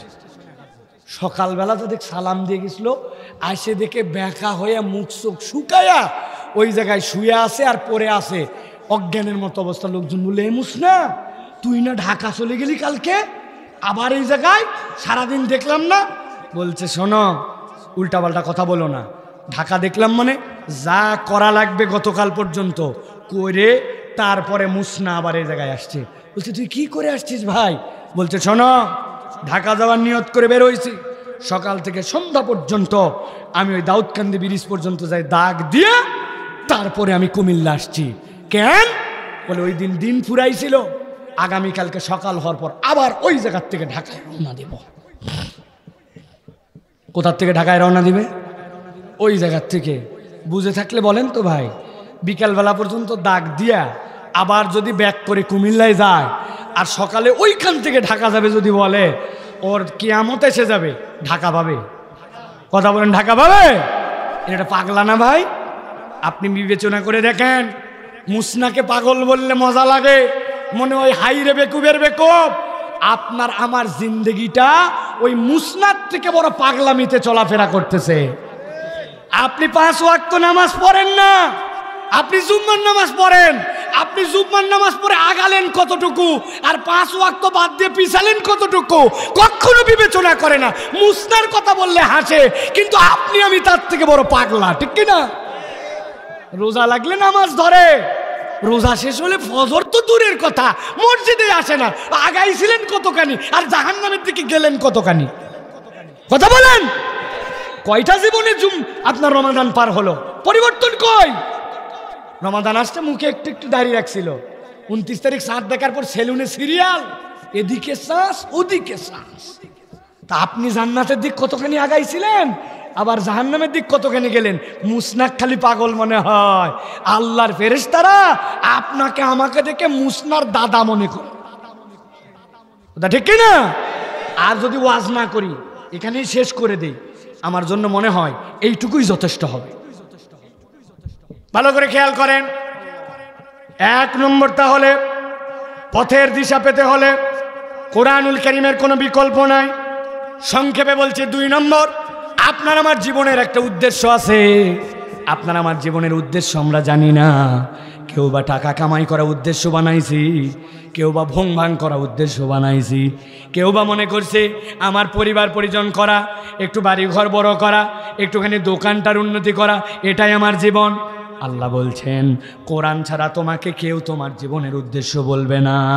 আল্লাহ এই জন্য বলছেন, আল্লাযী খলাকাল মাউতা ওয়াল হায়াতা লিয়াবলুয়াকুম আইয়ুকুম আহসানু আমালা। আমি আয়াতের উপরে আমার ক্ষুদ্র জ্ঞানে 1 ঘন্টা বলতে পারবো, 1 ঘন্টা 8-10টা তাফসীর থেকে, কিন্তু আমি আপনার কাছে 2 মিনিটে বুঝাতে চাই। ভালো করে বোঝেন। আল্লাহ বলেন, আল্লাযী খলাকাল মাউতা। আল্লাহ বুঝাচ্ছেন, মান্না আমি আগে তোকে মৃত্যুর কথা বললাম। দুনিয়াতে ওই ফেরাউন, যেই ফেরাউন যখন মুসা আলাইহিস সালামের সাথে ডিবেট হয়েছিল, মুসা আলাইহিস সালামকেও বলছিল আমি জীবন দিতে পারি, মারতে পারি, প্রমাণ দেখাও। একজনের কল্লার থেকে ধর তুলে দিছে, দিয়ে বলছে মারি ফেললাম। আরেকজনকে মৃত্যুদণ্ডের আসামিকে মুক্ত করে বলছে এরে আমি মুক্ত করে দিলাম। মুসা আলাইহিস সালাম বলছিলেন সব বুঝলাম, কিন্তু যেইটার ধরের থেকে কল্লা আলাদা করলেন ওইটাকে আবার একটু জীবন দেন তো। তখন ফেরাউন ব্যাকুল হয়ে গেছে। আল্লাহ এই জন্য বলছেন, আমি রব তোমাকে আমার কর্তৃত্বটা আগে জানালাম। আল্লাযী খলাকাল মাউতা, যে আল্লাহ মৃত্যু সৃষ্টি করছেন, ওয়াল হায়াতা, এরপরে জীবন দেওয়ার ক্ষমতা রাখছেন, ওই আল্লাহ বললেন তোমার জীবনের উদ্দেশ্য জানো তুমি? তোমার জীবনের উদ্দেশ্য হচ্ছে আইয়ুকুম আহসানু আমালা। তুমি আল্লাহর জন্য সর্বোত্তমভাবে আমলের প্রচেষ্টাটাকে করতে পারে। আল্লাহ বলছেন এই উত্তম প্রচেষ্টাকারী হিসাবে আমি আমার বান্দাকে সৃষ্টি করেছি। কথা সহজ, কিন্তু বোঝা জটিল। আল্লাহ আমাকে উত্তম প্রচেষ্টার জন্য সৃষ্টি করছেন, এই কথা না বলে আল্লাহ যদি এই জায়গায় বলতেন, ও বান্দা আমি তোমাকে সৃষ্টি করছি এই জন্য আইয়ুকুম আকমালু আমালা, কে তোমার আমলটাকে পূর্ণ করতে পারে। দুনিয়ার সব মানুষ ধরা খাইতো, সবার আগে আমি খাইতাম। নামাজে দাঁড়াইছে আল্লাহু আকবার, সুবহানাকাল্লাহুম্মা বিহামদিকা ওয়া তাবারাকা ইসমুকা তাআলা জাদ্দুকা লা ইলাহা গায়রুকা। বিসমিল্লাহর আগে মনে হয় আজকে মাহফিল আছে কোথায়। যে যানজট, রাস্তার যে অবস্থা, কখন বার হতে হবে। নামাজের মধ্যে আছে বিসমিল্লাহির রহমানির রহিম, আলহামদুলিল্লাহি রাব্বিল আলামিন আর রহমানির রহিম মালিকি ইয়াউমিদ্দিন বলতে বলতে মনে হয়েছে হেরে। গতকালকে তো গাড়ির পেছনের চাকা লিক হয়েছিল, ড্রাইভারকে লিক সারালো না। ইহদিনা সিরাতাল মুস্তাকিম সিরাতাল্লাযিনা আনআমতা আলাইহিম গায়রিল মাগদুবি আলাইহিম ওয়ালাদ-দাল্লিন। বিসমিল্লাহির রহমানির রহিম। বউ বলছিল বাচ্চাকে স্কুল শেষ হয়ে গেছে, ড্রাইভারকে পাঠানোর জন্য বলতেই মনে নাই, জোহরের নামাজে দাঁড়া গেছি, নামাজের মধ্যে আছি। কুল হুয়াল্লাহু আহাদ। হয়তো আপনাদের কাছে মিথ্যা মিথ্যা মনে হচ্ছে, কিন্তু বুকে হাত দিয়ে দেখেন আপনার আমার 2 রাকাত নামাজে কতবার আপনার আমার মন বাহিরে যায়। কথা বলেন রে ভাই। আল্লাহ রাব্বুল আলামিন কি বলছেন একটু হৃদয় দিয়ে অনুভব করেন। আল্লাহ যদি বলতেন আইয়ুকুম আকমালু আমালা, ও বান্দা তোমার নামাজটা আমি পারফেক্ট দেখতে চাই, ওই নামাজে কোনো দিকে মন যায় নাই, যদি মন যায় নামাজ বাতিল। আপনি কি করতেন? সারা জীবনে 2 রাকাত হয়তো কপালে জুটতো না, ওই রকম মনোযোগ দিয়ে নামাজ পড়া, তাহলে তো আমার সব বাদ। আল্লাহ বলছেন বান্দা আমি জানি আমার বান্দা পারবে না, এই জন্য আমার বান্দাকে বলে রাখলাম আইয়ুকুম আহসানু আমালা। শয়তান তোকে বিভিন্ন দিকে নিয়ে যাবে, কিন্তু বান্দা চেষ্টা করে করে সর্বোচ্চ পূর্ণতা দেওয়ার চেষ্টা করবি। তোকে পারফেকশনিস্ট বানাই নাই, উত্তম প্রচেষ্টাকারী হিসাবে আমি আল্লাহ দেখতে চাই।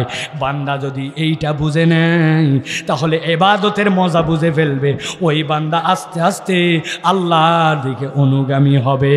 আল্লাহ বলছেন এই বুঝ কোরআন ছাড়া তোকে কেউ দিতে পারে না, কেউ দিতে পারে না। কোরআন আপনাকে এই বুঝ দিতে চায়, আপনাকে ইসলাম বুঝাতে চায়। ও দুনিয়ার মানুষ, আল্লাহর দিকে আছে উত্তম প্রচেষ্টাকারী হিসাবে, কিন্তু দুনিয়া আপনাকে ভিন্ন খেলা লাগাইছে। দুনিয়ার খেলা প্রতিযোগিতা। কি খেলা? আল্লাহ বলছেন আমি প্রতিযোগিতার জন্য বানাই নাই, আমি আল্লাহ বানালাম তাআওয়ানু, সহযোগিতা। দুনিয়ার মানুষ এটাকে চেঞ্জ করে আপনাকে এই নামাজ পড়লি না কেন, কেমনে নামাজ পড়বে? আপনি যে লিডারের জন্য স্লোগান দিয়েছেন, স্লোগান তো আপনি দেন নাই। কি স্লোগান দিয়েছেন বুঝেন নাই? আমার ভাইয়ের চরিত্র ফুলের মতো পবিত্র, নামাজ পড়েনি বিগত 40 দিন ফজরের জামাতে এক ওয়াক্ত। এ আবার আপনার লিডার আছে কিনা? নিজে নামাজ জুম্মারটা পড়ে না, আপনারে কেমনে নামাজ পড়তে বলবে? অথবা আপনি আপনার জীবনের মৌলিক উদ্দেশ্য হারায় ফেলছেন, এই জন্য আমরা আমাদের জীবনে মজা পাই না। মজা নাই, লাইফে কোনো উপভোগ করতে পারি না, সৎ কাজের আদেশ নাই, অন্যায় থেকে ফিরানো নাই। আমার একটা সেট করা উদাহরণ আছে।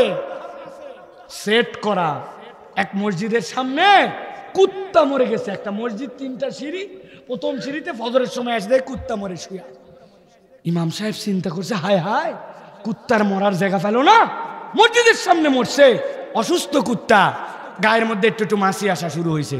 ফজরের নামাজের পর ইমাম সাহেব বলছে মুসল্লিরা কেউ যাবেন না, সীমিত সংখ্যক মুসল্লি, তাদেরকে নিয়ে দোয়া করব।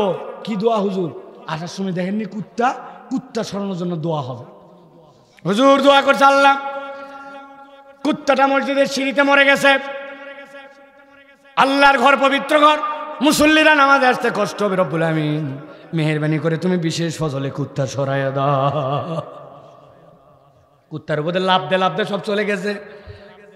সকাল থেকে রোদ লাগছে কুত্তার গায়ে, দুপুরের সময় থেকে পেট ফুলে অল্প একটু লিক হয়েছে, গন্ধে এলাকা মৌ। চিন্তা করছে হায় হায়, ফজরে দোয়া করলাম টাটকা মুসল্লিদেরকে নিয়ে, আর কুত্তা সরল না।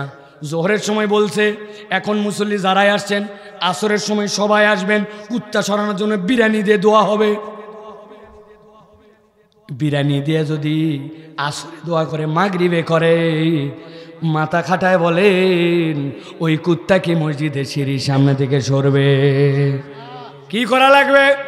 নবীর নির্দেশ আছে, যদি তোমরা কোনো অন্যায় দেখো তাহলে তোমাদের 3টা দায়িত্ব। 1 নম্বরে তোমাদের জন্য তোমরা তোমাদের হাত দ্বারা প্রতিবাদ করবা, এরপরে মুখ দ্বারা বলবা, এরপরে তোমার যদি আর সামর্থ্য না থাকে তাহলে তুমি তোমার অন্তর দ্বারা অপছন্দ করবে। কিন্তু আপনি নবীর হাদিস ঘুরাই ফেলছেন। আপনি প্রথমেই 3 নম্বর থেকে শুরু করছেন। আপনি সভাপতিকে বলেন নাই, মিউনিসিপ্যালিটিকে বলেন নাই, যার পাওয়ার ছিল তাকে বলেন এই পৌরসভার তুমি দায়িত্বশীল, আগামী ভোটের সময় আসো, ভোট একবারে ভরে দিব। কেলাকেলি লাগাইছো মসজিদের সামনে, তোমার আছে পড়ে আছে তোমার মসজিদের সামনে কুত্তার, তুমি কুত্তা সরাও না। ও হয়তো বলতে পারবে তোমাদের ভোট লাগবেই না, এখন ভোট না হলেও হয়, এটা বললে ভিন্ন কথা। কিন্তু যদি সত্যি সত্যি লোক হয় তাহলে চিন্তা করবে, তাহলে আপনাকে মুখের কাজ মুখে করতে হবে, হাতের কাজ হাতে করতে হবে। আর যার কিছু নাই সে অন্তরে ঘৃণা করবে। এইটা বন্ধ করে 3 নম্বরটা আগে চালু করলে কুত্তা এমন বিশ্রী গন্ধ ছড়াবে মসজিদেও আপনি ঢুকতে পারবেন না, ঠিক না? সমাজের অবস্থা মিলান মিলান মিলান এমন হয়েছে, এখন দুর্গন্ধ সমাজে এমনভাবে ছড়ায় আপনি কল্পনা করতে পারবেন না। আমার মোবাইলে ভিডিও আছে, আপনাকে শুধু দেখাতে পারছি না লজ্জায়। বাংলাদেশের বিখ্যাত ইউনিভার্সিটি ব্র্যাক, কি ইউনিভার্সিটি? ব্র্যাকের একটা টার্ম হয়, ওরা সাভারে আবাসিক ক্যাম্পাস বানাইছে। ওখানে যদি আপনি 3 মাস না থাকেন সার্টিফিকেট হবে না। ওইখানে তাদের শেষ দিবস উদযাপন হয়। ওয়াল্লাহে আপনি যদি ওই ভিডিও দেখেন, ইউরোপের, আমেরিকার, ওই যে গেছিলাম আমি ক্যাসিনোর সাম্রাজ্য, যে জায়গায় ডোনাল্ড ট্রাম্পের বাড়ি, আটলান্টিক সিটিতে গেছিলাম আমেরিকায়। ওখানে এক একটা ক্যাসিনো ওরকম আছে 10 তলা 20 তলা। রাত্রে 12টার পর যেই নগ্নতা একজন পুরুষ একজন নারীর সাথে, যেটা তার বেডরুমে অন্ধকারে ঘরে করে, যেটা যেরকম প্রকাশ্যে আলোর মধ্যে করে, এইরকম কাজ ওইখানে তাদের ছেলেরা করে। এটা বাংলাদেশে ব্র্যাকের মতো প্রতিষ্ঠান সাভারে করায়। আপনি আছেন কোথায়? তারা বলতেছে শিক্ষা নিয়ে হুজুররা বেশি কথা বলে, শিক্ষা ব্যবস্থা নিয়ে অনেক কথা বলে। আমরা শরীফ আর গল্পের দ্বারা সমকামিতার কথা বলি নাই, আমরা এ বলি নাই সে বলি নাই। হুজুরদের উপর উল্টা প্রেসার। এখন আমাদেরকেই বলে আপনাদের প্রতিষ্ঠান নিবন্ধনের তালিকায় নিয়ে আসে, যেখানে সেখানে মাদ্রাসা গজায় উঠছে। সতর্ক হন, যদি সতর্ক জাতি না হয়, এই জাতিকে শেষ করে দেওয়ার জন্য এমন নীল নকশা বানানো হয়েছে, কান্নাকাটি করবেন কিন্তু ওই কান্নার রেজাল্ট আর কোনোদিন পাবেন না, ঠিক কিনা? সাবধান হন। নুরানি মাদ্রাসা, বিভিন্ন মক্তব, এইগুলোর উপর হাত দিতে চায়। আপনিও শপথ নেন, এটা আমাদের ইমান ইসলামের প্রসঙ্গ। এইটার উপরে যারা হাত দিতে আসবে, এই হাত হয় আপনি সরে যাবে, নয় জোর করে এই হাতকে সরাই দিতে হবে, ঠিক না? না ইসলাম, নাই তাহজিব, নাই তামাদ্দুন, মিথ্যা কথা দিয়ে পড়া শুরু। হাট্টিমা টিম, তারা মাঠে পারে ডিম, তাদের খাড়া দুটো শিন। উল্টাপাল্টা কথা দিয়ে দিন শুরু। আর যেখানে ইসলাম শিখাচ্ছে, কোরআন শিখাচ্ছে, ন্যূনতম কিছু নাই, ওই শিক্ষা ব্যবস্থাও তাদের সহ্য হয় না। হবে না কেন? কারণ উপরে এমনভাবে আপনি বিশ্বাস করবেন না। আমাদের তরুণরা, আমাদের যুবকরা সচেতন হও। আমরা এখনো বিশ্বাস করি ইসলাম পছন্দ করে বেশিরভাগ মানুষ, কিন্তু কোরআন না বোঝার কারণে, জীবনের উদ্দেশ্য বোঝার না কারণে কেবলমাত্র মাহফিল, কেবলমাত্র সাময়িক মোহাব্বত, এইগুলা দ্বারা হবে না। গত রাত্রে কুয়েটে একটা কনসার্ট হয়েছে, ভোর বাজে 5টা। কনসার্ট যারা পারফরমেন্স করতে গেছে তারা সেখানে পোস্ট দিচ্ছে, আমরা তো এখনো গান গেতেই শুরু করি নাই। অথচ তাকায় দেখেন ফজরের আজান হবে এখন, তখনও মাঠ ভর্তি ছেলে, তারা গান শোনার জন্য আসছে। ওরাই না বলে সাউন্ড করা যাবে না, একটু গভীর রাত হলে উমুক করা যাবে না, ফজরের নামাজ পর্যন্ত ওই মানুষগুলাই গান বাজনার মধ্যে আছে। ওরা আপনার কি ধারণা অমুসলমানের সন্তান? পরিবর্তন কোথায়? তরুণ জেগে উঠো, আল্লাহর দিকে আসো, জীবনের উদ্দেশ্য বুঝো। তোমাকে এই জন্য সৃষ্টি করা হয় নাই, এই ফুর্তির জন্য সৃষ্টি করা হয় নাই। তোমার আব্বা কবরে চলে গেছে, তোমার দাদা কবরে চলে গেছে, তুমি কবরে চলে যাবে, আল্লাহর সামনে তোমাকে দাঁড়াতে হবে। তুমি যদি পরিবর্তন না হও, এই জাতির ভবিষ্যৎ পরিবর্তন হবে না। এই জাতি শিক্ষা দ্বারা পরিবর্তন হলে যথেষ্ট শিক্ষিত হয়ে গেছে, নিচে শিক্ষিত না হলেও উপরের প্রশাসনে তো সব শিক্ষিত, তাও পরিবর্তন হয় না কেন? জীবনের উদ্দেশ্য বোঝে নাই। এই জন্য আমার তরুণদেরকে বলবো, ভাই তুমি ইসলামের দিকে আসো, পূর্ণাঙ্গভাবে আসো। এদিকে এক নৌকায় পা দাও, ওদিকে এক নৌকায় পা দাও, এরকম করো না। আর শিক্ষা নিয়ে যে গভীর ষড়যন্ত্র চলতেছে, এটা যদি আমরা রুখে দিতে না পারি, এই জাতির কপালে অমানিশ আর অন্ধকার আছে। আল্লাহ রাব্বুল আলামিন 3 নম্বরে বলছেন, 5টা কারণ বলবো বলেছি, 3 নম্বর সংক্ষেপ বলে দেই। আল্লাহ বলছেন প্রত্যেক মানুষের জীবনে একটা সত্যতা এবং সততার অনুভব আছে। আপনি যদি জীবনে সত্যতার অনুভব নিজের জীবনে জাগ্রত করতে চান, তাহলে কোরআনুল কারীম ছাড়া এই অনুভব জাগ্রত করা যায় না। আল্লাহ কোরআনে বলছেন, আল্লাযীনা ইউমিনুনা বিল গায়ব ওয়া ইউকিমুনাস সালাহ ওয়া মিম্মা রাযাকনাহুম ইউনফিকুন। আয়াত জানে না কে, কিন্তু ভিতরে ঢুকে দেখে। আল্লাযীনা ইউমিনুনা বিল গায়ব, সব কিছু মাথায় আপনার কুলাবে না, গায়েবে আপনাকে মানতেই হবে, গায়েব আপনাকে বিশ্বাস করতেই হবে। গায়েবের বিশ্বাস না থাকলে আপনার হৃদয়ে প্রশান্তি আসবে না। 2 নম্বর আল্লাহ বলছেন ওয়া ইউকিমুনাস সালাহ, আপনাকে সালাত কায়েমকারী হতে হবে। ওয়া মিম্মা রাযাকনাহুম ইউনফিকুন, এই এক আয়াত নিয়ে বললে আপনার হৃদয়ে দাগ কেটে যাবে। ওয়া মিম্মা রাযাকনাহুম, উলামায়ে কেরাম আছেন, ভালো করে বোঝেন। ওয়া মিম্মা, যা আমি তাদেরকে দিয়েছি, রাযাকনাহুম, তাদের জন্য রিজিক হিসাবে, ইউনফিকুন, তারা যেন খরচ করে। কথা হলো আমি দোকানে সকাল 6টায় খুলছি, রাত 10টায় বন্ধ করলাম, সকাল 9টায় চাকরিতে গেছি, বিকাল 5টায় আসলাম। তাহলে আমার দোকান, আমার চাকরি, আমার ব্যবসা, আমার পরিশ্রম, আল্লাহ বলেন রিজিক আমি দিছি, ওইখান থেকে তুমি খরচ করো, তো কামাই না আমি করলাম। জীবনের সত্যতার অনুভব আছে। আমি উদাহরণ দিয়ে বোঝানোর জন্য মাঝে মাঝে বলি, ধান গাছ যে লাগায়, ধান লাগানো দেখছেন আপনারা? কেমনে লাগায়?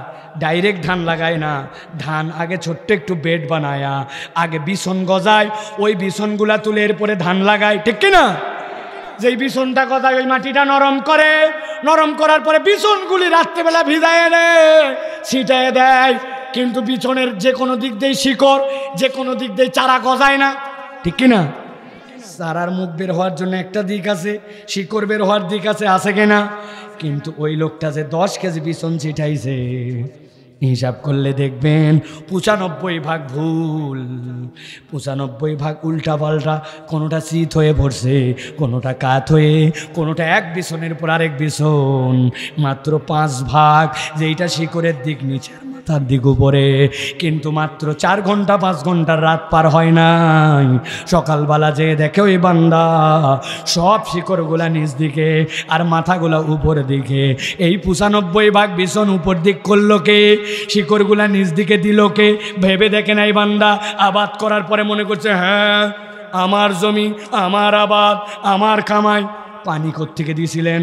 আপনার রিজার্ভ ট্যাঙ্কি থেকে, গাজী পাম্প দিয়া।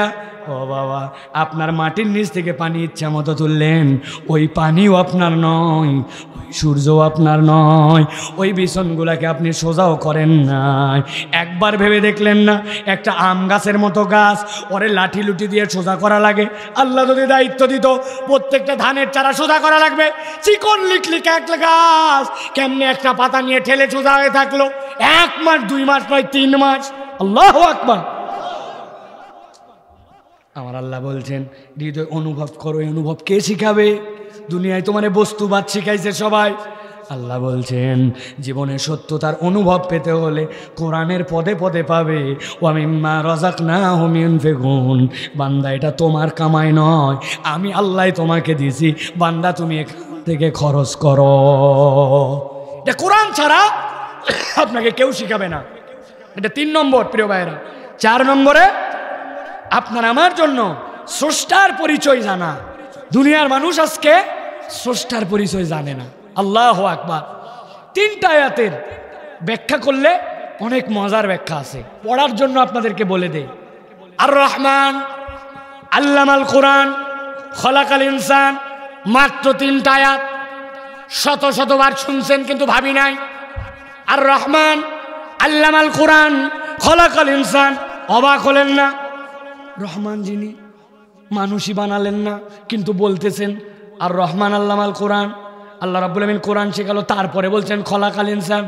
আগে মানুষ হলে না, তারপরে না তোমাকে আল্লাহ রাব্বুল আমিন কোরআন শেখাবেন? কখনো ভেবে দেখছেন আল্লাহ কিভাবে এই জন্য বললেন? মুফাসসিররা 12টা মতামত দিয়েছেন। 12টা মতামত আছে, এর মধ্যে ইন্টারেস্টিং মতামত আল্লাহ বুঝাতে চান আর রহমান ওই দয়াময় রব যিনি তোমাকে সৃষ্টি করছেন, ঠিক আছে, কিন্তু আল্লাহ বলছেন আর রহমান আল্লামাল কোরআন। যেই বান্দারা রহমানের পক্ষ থেকে কোরআনের সাথে সম্পর্কিত থাকবে ওরা মানুষ বলে বিবেচিত হবে। আর যেই বান্দা সৃষ্টি করছেন কিন্তু কোরআনের সাথে সম্পর্ক থাকবে না, আল্লাহ বুঝাতে চান ও দেখতে মানুষের মতো হলেও ও আসলে মানুষ নয়। আর রহমান আল্লামাল কোরআন খলাকাল ইনসান। আল্লাহ এই জন্য বলছেন তোমার এই নিসবত মিল থাকা লাগবে। এখন আপনি বাস্তবে যদি যান, পদে পদে দেখতে পাবেন চোখলা না কলা মানুষ, কিন্তু এইগুলো আসলে মানুষ নয়। ডাক্তার ডাক্তার হিসাবে ঘোষণা দিচ্ছে, কিন্তু ডাক্তারকে অনেক মানুষ ডাকাত বলে। কথা বলেন? সচিবকে দেখতে পাচ্ছি সচিব বড় পদে, কিন্তু সচিবকে মানুষ ডাকাত বলে। ও দেশ মেরে খেয়ে ফেলতেছে, আছে কিনা? তার মানে আর রহমান আল্লামাল কোরআন খলাকাল ইনসান। আল্লাহ বলছেন ওই দয়াবান রহমান, যেই রহমানের নামের ব্যাপারেও তাফসীর আছে। অনেকে বলছেন আল্লাহর জাতের নাম একটা নয়, আল্লাহর জাতের আরেকটা নাম হচ্ছে রহমান। তাহলে দয়াবান রহমান আপনাকে কোরআন শিখালেন, আল্লাহ বলছেন খলাকাল ইনসান। এরপরে মানুষ হলে কোরআন আছে যার সাথে ওইটা মানুষ, কোরআন নাই যার সাথে ওটা মানুষ না, দেখতে কেবল মানুষের মতো, ঠিক না? প্রমাণ হয়ে গেছে এই দুনিয়ায়, পদে পদে প্রমাণ হয়েছে, মানবতা তার কাছে নাই। আহা, একটি ইঁদুর আটকায় গেছে ম্যানহোলের চিকন রডের ফাঁকে, চলে আসছে অ্যাম্বুলেন্স, চলে আসছে ফায়ার ব্রিগেড, চলে আসছে উদ্ধারকারী, ইঁদুর উদ্ধার হচ্ছে। Live telecast CNN. ইঁদুরটি এত ডিগ্রি অ্যাঙ্গেলে আছে, পড়তেও পারে বাঁচতেও পারে, দুনিয়া উত্তেজনা। বিড়াল পড়ে আছে, বিড়াল উদ্ধার সানসেটের উপর থেকে, 10 তলার উপর থেকে, এলাকা হই হই আছে না? পাখিটি আহত, পাখিটি ধরার পরে কি ট্রিটমেন্ট? আমরা ডকুমেন্টারি ফিল্ম দেখতেছি, ভিডিও দেখতেছি, আর বলতেছি অফ, ওরাই মানুষ, দুনিয়াতে আজও মানবতা বেঁচে আছে। একটি বিড়াল, একটি পাখি, একটি ইঁদুর, হাঁসের একটা বাচ্চার জন্য আজকে ট্রিলিয়ন ট্রিলিয়ন টাকা খরচ করে ফেলতেছে। উদ্ধারকারী দল, ওরা আমাদেরকে মানবতা শেখায়, আমরা ওইটার সাথে হই মারি। ঠিক এই মুহূর্তে গাজার 2 লক্ষ শিশু গো খাদ্য খেয়ে আছে, খাবার নাই, মাটি খায়, ঘাস খায়, ওদেরকে হত্যা করার জন্য ইচ্ছা করে ত্রাণ পাঠায়। ত্রাণ পাঠালে সবাই এক জায়গায় হয়, এক জায়গায় হওয়ার পরে ওই জায়গায় মারে। ওরা আমাদেরকে মানবতা শিখায়। মানবতা তোমাদের কাছে শিখতে হবে না, মানবতা কোরআন শিখাইছে, ঠিক কিনা? তোমরা লম্পট, তোমরা মানবতার ইতিহাসের কলঙ্কজনক অধ্যায়কারী। পৃথিবীর ইতিহাসে এর থেকে বড় মানবতাহীন কাজ পৃথিবী সৃষ্টির পরে হয় নাই। কারবালায় কয়জনকে পানি দেওয়া হয় নাই, সেই ইতিহাস নিয়েও কথা আছে। কিন্তু আজকে আমার সামনে আমার ভাই শেষ হয়ে যাচ্ছে, আপনি কি খাবেন আর কি খাবেন না এইটা ভাবতেছেন। আমার ভাই একটা রুটি পায় নাই, একটা মহিলাকে একটা রুটি দিছে 3 মাস পরে, আধা ঘন্টা দোয়া করছে একজনের জন্য, একটা রুটি শুকনা। আর আপনার বাচ্চা কি খাবে আর কি খাবে না এই টেনশনে আপনি আছেন। আপনার বোধ জাগ্রত হয় না, আপনি কোন রবের গোলাম আপনি বুঝতে পারেন নাই। আমি আমার ভাষায় বলি, আমরা বাংলাদেশের মানুষ দুপুর আর রাত্রে মাছ ভাত আমরা বেশি খাই। মাছের কাঁটা যখন আমরা বন প্লেটে ফেলি, ওই কাঁটার সাথে যে কয়টা ভাত চলে যায়, খাবার শেষে যেগুলো উচ্ছিষ্ট হয়ে যায়, এই 16 কোটি মানুষের এই খাবার যদি 2 ওয়াক্তেরটা 7 দিন জড়ো করা হয়, গাজার মানুষ প্রত্যেক ওয়াক্ত পেট পুরে ভাত খেতে পারে। এই পরিমাণ খাবার নষ্ট করি। আজকের মানবতা, তারা আপনাকে আমাকে শিখাচ্ছে মানবতার জয়গান। আপনি তার আদর্শ পালন করেন, আপনি তার কনসার্টে যান, ওই বেহায়াদের সাথে থাকেন। আপনি আপনার ভাইয়ের কথা ভুলে গেছেন, আপনি আপনার ইমান ভুলে গেছেন, আপনি আপনার জাতির পরিচয় ভুলে গেছেন, রবের পরিচয় ভুলে গেছেন, গোলামি ভুলে গেছেন, কোরআন ভুলে গেছেন। আপনি গান শুনেন, কনসার্টে যান, বেহায়াপনা করেন, নাপাক জীবনযাপন করার চেষ্টা করেন। আপনি মুসলমান ঘরে জন্মগ্রহণ করে আপনি একটা কলঙ্ক, ঠিক কিনা? কিভাবে আর আপনাকে বুঝাবো আমি ভাই? কিচ্ছু করার নাই। হুজুর এত কথা বলেন, চলে যান গাজায়। ভাই, গাজায় যেতে পেরেছি কি পারি নাই, আল্লাহ দেখবে না, কিন্তু আল্লাহ দেখবে আপনার অন্তরটা কাছাকাছির পক্ষে ছিল কিনা, আপনি ইসলামের পক্ষে কাজ করেছেন কিনা, তাদের পণ্য বয়কট করেছেন কিনা। ওরা তো গাদ্দারের গাদ্দার। 90 টাকার জিনিস 80 টাকা দাম লাগাইছে, 50 টাকা দিবে, আপনাকে উৎসাহ দিচ্ছে ইফতার। আবার এই কোলার ছাড়া হয়, আপনি সব ভুলে আপনি তার পণ্য খান। মানে কি, আমার ভাইকে হত্যা করার আপনি পার্সেন্টেজ পাঠান। হুজুররা খালি বলে এত বয়কট করে কি হবে। এইটা আপনার আমার প্রতিবাদের নিম্ন স্তর। মান রাআ মিনকুম মুনকারান ফালইয়ুগাইয়িরু বিয়াদিহি ফাইন লাম ইয়াস্তাতি ফাবিলিসানিহি ফাইন লাম ইয়াস্তাতি ফাবিকলবিহি। এটা আমার অন্তরের ঘৃণা, এটা না করলে আপনার ঈমান নাই। অতএব প্রিয় ভাইয়েরা, জাগেন, আবার জাগেন, নিজেকে জাগান, আপনার রবের পরিচয় চিনেন, কোরআনমুখী হন, অন্তত রমাদানের শপথ নেন। ওদের পণ্যের আশপাশে আমরা নাই। পারবেন? পারবেন? পণ্যের নামই তো জানেন না, নেট থেকে সার্চ করে নাম বের করেন। আগামীকালকের মধ্যে প্রিন্ট দিবেন, এলাকার প্রত্যেকটা দোকানে লাগাবেন। এরা আমাদের শত্রু, এদের পণ্য আমি ব্যবহার করব না। এই রমাদানে আমি এরকম করে চলতে পারি না। আমি আমার বিবেকের বোধ জাগ্রত করলাম যে তাদের পক্ষে তার সাথে সম্পর্ক নাই, যে গান শুনে বেড়ায়, যে বেহায়াপনা করে বেড়ায়, যে অবৈধ সম্পর্ক রেখে বেড়ায়, যে মিথ্যা কথা বলে বেড়ায়, যে সুদ খেয়ে বেড়ায়, যে ঘুষ খেয়ে বেড়ায়, যে ইসলাম পছন্দ করে না, তার সাথে আমার সম্পর্ক নাই। রাজে রাজে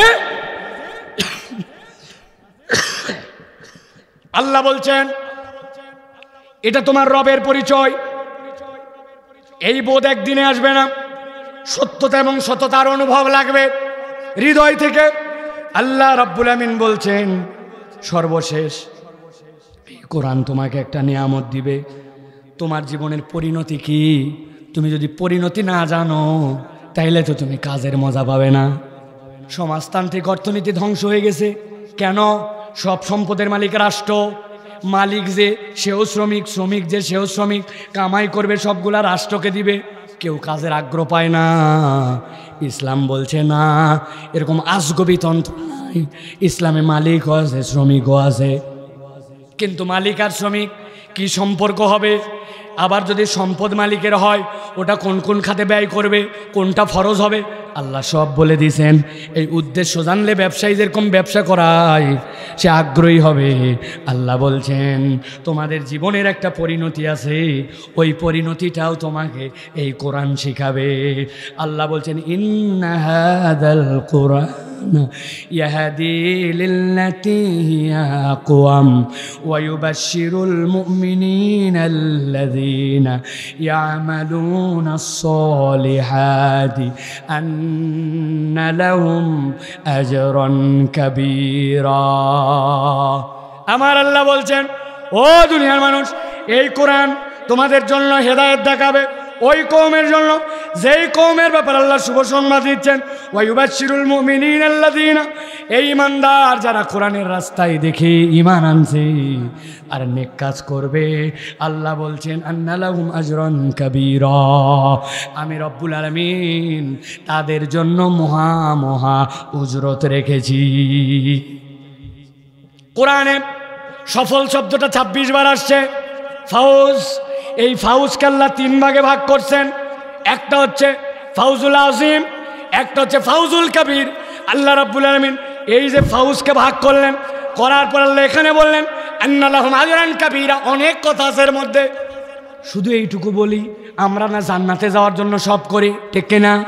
কিন্তু আল্লাহ না এখানে বললেন আন্না লাহুম আজরান কাবীরা। কই আল্লাহ তো জান্নাতের কথা বললেন না, আবার আজরান কাবীরও তো জান্নাত নয়। নবীজির থেকে হাদিস আসছে, আল্লাহ নবী বললেন বান্দারা যখন জান্নাতে যাবে রব একদিন বলবেন ইয়া হালাল জান্নাহ, জান্নাতীরা বলবে লাব্বাইক ওয়া সাদাই ওয়াল খায়রু বিয়াদাই, এই রব ভালো মন্দ আপনার হাতে, আমরা হাজির আছি। রবের কণ্ঠ শুনে ফেলছে, বুঝে ফেলবে। আল্লাহ এরপরে জিজ্ঞাসা করবেন জান্নাতীদেরকে, ও জান্নাতীরা হাল রাদিতুম, তোমরা খুশি আছো নাকি? জান্নাতীরা ঘাবড়ায় বলবে ওয়ামা লাকালা নারদা ইয়া রব্বানা ওয়া কদ আতাইতানা মা লাম তুতি আহাদান কাবলানা। রাজি নাই মানে যা নিয়ামত পাইছি, আমাদের আগে কেউ এরকম নিয়ামত পাইছে নাকি? আমার রব খুশি হয়ে বলবেন হালা জিদুকুম, আমি কি একটু বাড়াই দেব নাকি? বান্দাদের মাথায় কাজ করবে না, এর থেকে আবার বাড়াই কেমন করে? আমার নবী বলছেন আল্লাহ সাথে সাথে ঘোষণা দিবেন উহিল্লু আলাইকুম রিদওয়ানি, ও আমার বান্দা আজকের থেকে আমি তোমাদের প্রতি চির সন্তুষ্ট হয়ে গেলাম, তোমাদের প্রতি খুশি হয়ে গেলাম, আর কখনো রাগ করব না। আমার নবী বলছেন রব্বুল আলামিন এরপরে তার যাবতীয় পর্দা সরাই ফেলবেন, ওই জান্নাতের মধ্যে জান্নাতীদের সাথে তার রবের দিদার হয়ে যাবে। আল্লাহু আকবার। আল্লাহ নবী বলছেন এটাই হচ্ছে তোমাদের জন্য আজরান কাবীরা। রবকে দেখার পরে জান্নাতের নিয়ামত তুচ্ছ মনে হবে। তাহলে দুনিয়ায় আমার টার্গেট কি? আমার টার্গেট তো আমার রবের সন্তুষ্টি, জান্নাতে যে আমার আল্লাহকে দেখা। তাহলে ওই বান্দা কেমনে রবের নির্দেশের অমান্য করে, কেমনে অল্প স্বার্থে সে দুনিয়ার মধ্যে দুনিয়ার মোহে পড়ে যায়, 2 নম্বর করে 3 নম্বর করে, এটা তো সম্ভব নয়। এই বোধ আপনাকে বারবার জাগ্রত করাবে কে? কোরআন। আল্লাহ এই জন্য বলছেন হে রাসূল ফাযাক্কির ফাইন্না যিকরা তানফাউল মুমিনিন, এই কোরআন আপনার উম্মতকে প্রত্যেক দিন সঠিক রাস্তায় রাখবে। সুবহানাল্লাহি ওয়া বিহামদিহি। তাহলে প্রিয় ভাইরা, এই 5টা দিকের কথা হৃদয়ের মধ্যে ঢুকায় নেন।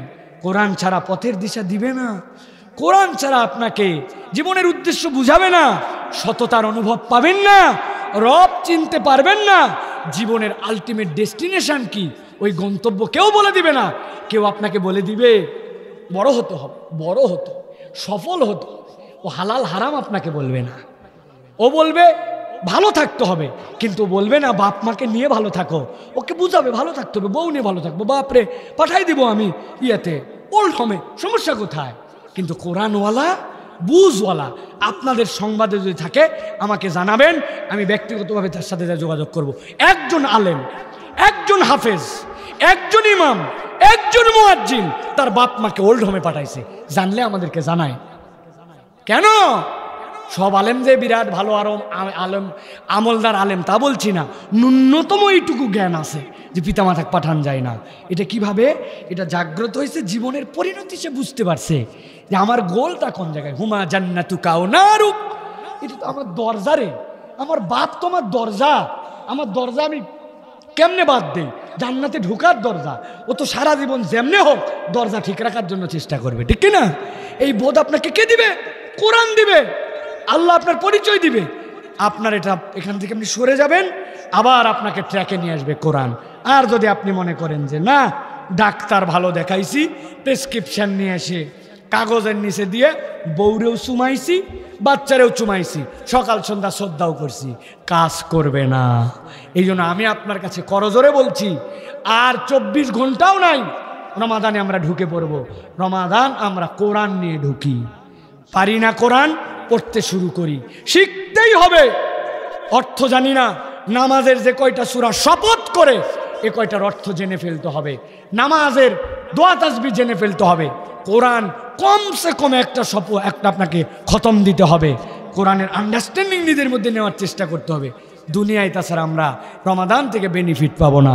আল্লাহ আমাদেরকে তৌফিক দান করবেন, আল্লাহুম্মা আমিন।